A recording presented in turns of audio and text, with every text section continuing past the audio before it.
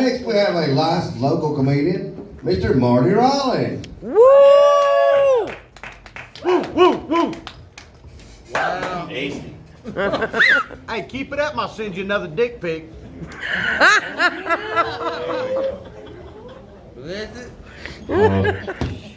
Okay, come on now. You're not on.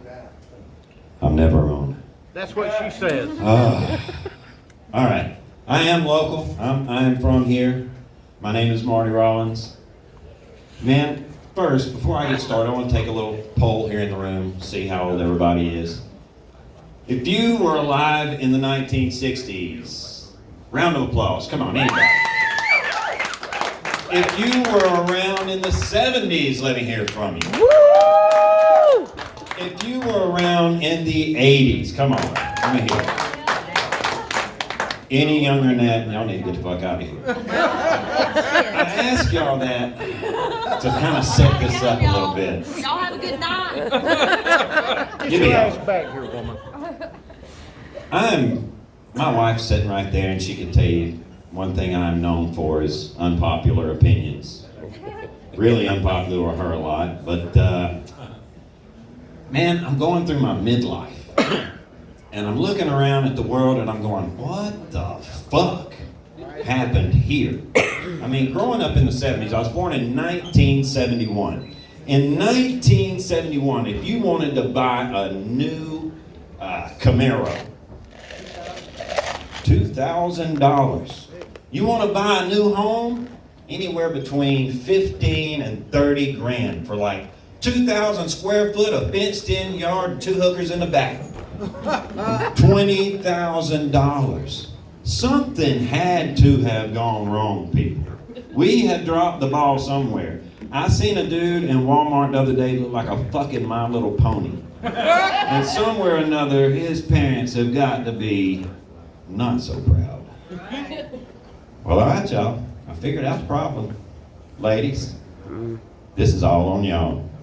Every bit of it stems from y'all. In the early 60s, there was this TV show. I want to take you back, a little reminiscent here. Can anybody remember the show Leave It to Beaver? Yeah. Remember that show?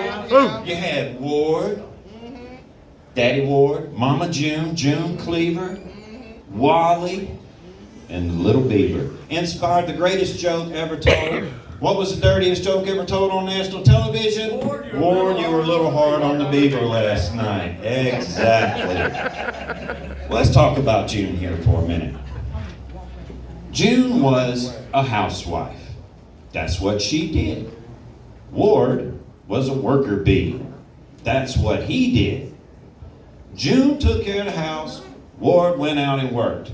When Ward got his paycheck, Ward would walk into the house and go, "Well, here you go, June." And June would say something like, "Thank you, Ward. I'll make sure that all the bills are paid. Here's you $10. This is 1960s, all right. Here's you $10. This should get you through the week. You should be able to eat and go play golf with your buddies all week long." And man, he was happy to get it. Now look at Wally and the Beaver. Beaver was the quintessential good kid. That little bastard never did anything wrong. The worst thing you ever heard come out of Beaver's mouth was, "Oh, gee, Wally, stop giving me the business." It was a simple fucking time, people. And do you know why it was so simple? Because June Cleaver kept her ass at home where she was supposed to be. Now, I see some of y'all getting round up. I'm watching my back in the parking lot. I ain't scared of none of y'all. I ain't scared to fight an old person. That's just the way the world was. The men went out and worked their asses off, and the women stayed home and worked theirs off too, because it ain't easy staying home. I want you to think about that time period, ladies and gentlemen. How many of you have been to the dollar store recently and seen some woman's little crotch goblin screaming his head off and pitching a fit in the damn floor? You ever see Beaver do that shit? Hell no, because June would fuck him up. People had respect for the mamas back then. Now, they also had respect for Ward. You know why? Because Ward took his dumb ass to work just like he was supposed to. We are men, y'all. When women got up out the house, you know what that meant? That meant we had to raise the fucking kids. Remember that little kid in the dollar store? Yeah, you're fucking welcome for that, by the way. We ain't got no business raising no fucking kids. I got 3 of them and they're fucked up as a soup sandwich. I ain't got no business raising them. It takes a woman to know how to fuck a kid up psychologically enough to make him behave. I mean, ain't y'all ever seen Mommy Dearest? Times were simple because Mama ran shit. All men did was go to work. And somewhere along the line, some heifer had to decide, you know what? This just ain't enough. Wait a minute, bitch. Whoa. This ain't enough? So let me get it straight.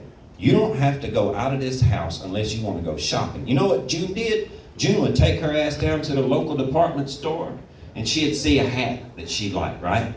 And she'd be like, man, I like that hat.